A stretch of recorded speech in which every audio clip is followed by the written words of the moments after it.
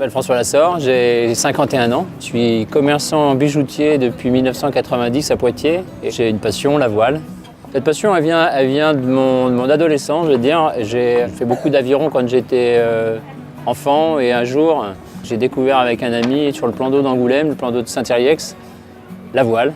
Et on a balancé l'aviron et on a tout de suite fait de la voile. J'ai fait de la voile de l'âge de 14 ans jusqu'à 18 ans, moniteur de voile, des courses, beaucoup de courses de dériveurs à l'époque.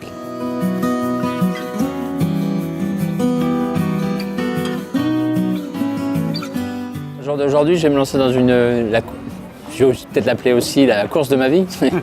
Un challenge, un défi pour moi, la route du Rhum. Donc la route du Rhum est une course en solitaire qui part de Saint-Malo, va à Pointe-à-Pitre et qui va durer avec ce type de bateau environ 20 jours. Catégorie particulière, c'est un classe 40, donc 40 pieds, qui veut dire 12 mètres de long. Tous les classes 40 sont soumis à une jauge, des règles de construction, qui soient un petit peu tous pareils. Après la forme, les différents architectes font des formes de coques différentes qui vont aller plus ou moins vite. Ce bateau date de 2006, il a été construit par un chantier en Tunisie et il a été skippé pendant ses 2 premières courses par Florence Artaud. Il a fait une course vers le Cap de Bonne-Espérance, Afrique du Sud, et puis la Transat Jacques Vabre. J'ai donné comme nom au bateau à flot pour qu'il reste sur les flots et en hommage aussi à Florence Artaud. Avant tout, c'est un défi sportif, parce que ça va être physique. C'est un défi technique, un défi dans l'organisation de la course. Préparer le bateau, se préparer physiquement, trouver des sponsors. Et surtout une aventure humaine, personnelle, se dire est-ce que je suis capable de faire ça un jour, manœuvrer le bateau, etc. Je sais faire tout seul, voilà. Maintenant 20 jours, pour moi c'est l'inconnu encore.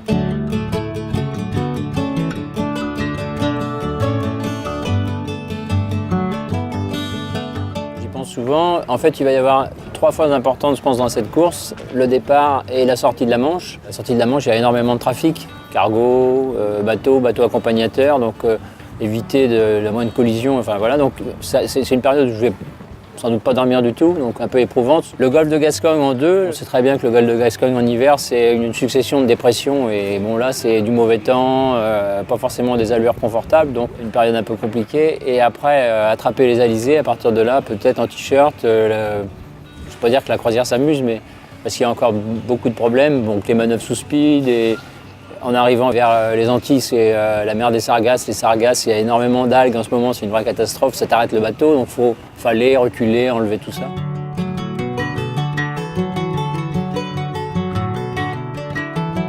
Je pense que j'ai un moral pour surmonter les épreuves. Après, tout va dépendre comment ça va se dérouler. Si j'ai pas trop de soucis, de spi coincé là-haut, de bout dans la quille, de pas trop de galères à gérer, et ben effectivement, ton moral va mieux, quoi.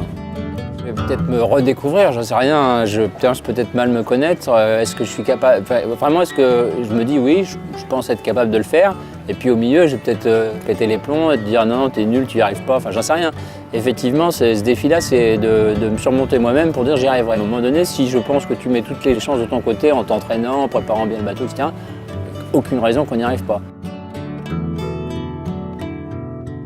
Ça sera ma première grande course en solitaire. J'ai déjà fait une première course en solitaire au mois de mars qui m'a permis de me qualifier donc avec ce bateau sur un parcours entre les Sables d'Olonne, l'Espagne et puis voilà, et les côtes françaises. J'ai fait la Transat Québec-Saint-Malo, donc on a emmené le bateau à Québec et le retour en course avec un équipage, donc on était 4. J'ai fait une course Sables d'Olonne-les Açores aller-retour en double. J'ai fait 2 courses entre la Manche, la mer d'Irlande aussi en double. Je refais une course au mois de juillet en solitaire qui s'appelle la Dream Cup. Et puis des sorties différentes des sorties les week-ends afin de finaliser la préparation du bateau et mes manœuvres, affiner mes manœuvres, répéter mes manœuvres, etc. d'ici le mois d'août-septembre et après ça sera direction Saint-Malo. La journée en mer, elle est différente de notre journée quotidienne, parce que ce soit le jour et la nuit, ça nous est un peu complètement égal. En fait, on va dormir par petites étapes de 40 minutes régulièrement. Alors, ça peut très bien être en pleine nuit, ça peut très bien être dans la journée. Quand on est fatigué, on se fait des petites coupures de sommeil. Donc la journée, elle dure 24 heures et c'est essentiellement prendre ses fichiers météo, vérifier son routage, vérifier que le bateau fonctionne bien, qu'on a la bonne toile au bon moment. Donc des manœuvres bien sûr. Manger, très important. Alors manger c'est important pour la forme physique, parce qu'on peut être complètement vidé après une manœuvre, donc manger c'est hyper important, donc bien manger. Et pour le moral c'est important, donc Avec un petit coup de moins bien, on prend un plat préféré, un petit plat préféré, moi j'aime bien le maquereau vin blanc par exemple, moi je me fais une petite boîte de maquereau vin blanc. Bon, je pourrais pas emmener de jambon de pays parce que j'ai pas de frigo pour le garder, hein, donc je m'emmènerais peut-être un gros jambon puis je trancherais des trucs dedans, je suspendrais au milieu du bateau. Alors mon objectif premier, c'est d'arriver. Après, premier de la catégorie classe 40, c'est impossible parce que ce bateau est construit en 2006, n'a rien à voir avec les performances des classes 40 modernes aujourd'hui. Dans les catégories de la route du Rhum, la classe 40 est la plus représentée parce qu'on sera plus de 50 bateaux sur 122 au départ. Donc c'est une catégorie assez dynamique. Et on devrait être une dizaine de bateaux vintage, c'est-à-dire qu'à l'intérieur des bateaux classe 40, il y a les vieux bateaux qu'on appelle vintage, comme le bateau d'à côté, le mien, et on va essayer de se battre. Voilà. Et bon, évidemment, mon esprit un petit peu de compétiteur, ce serait de gagner la catégorie vintage. Ouais. Vintage, le bonhomme est vintage, le bateau est vintage, donc pourquoi pas.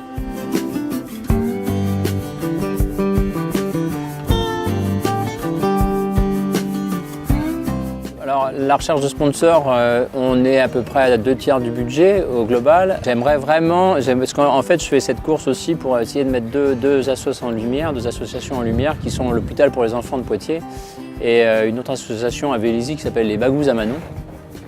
Et j'aimerais pouvoir, dans la recherche de mes budgets, arriver à dégager un petit peu de budget pour reverser à ces deux associations-là. Ouais.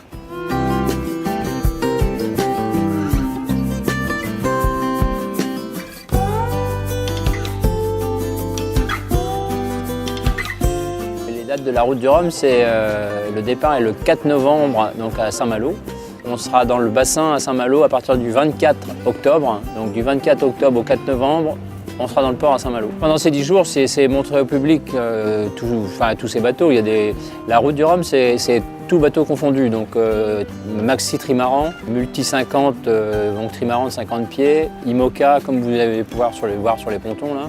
Donc bateaux du Vendée Globe, des bateaux comme les classes 40 comme les nôtres, des bateaux plus anciens. Et donc c'est un spectacle magnifique et qui offre au public la possibilité de venir les voir pendant ces 10 jours, quoi.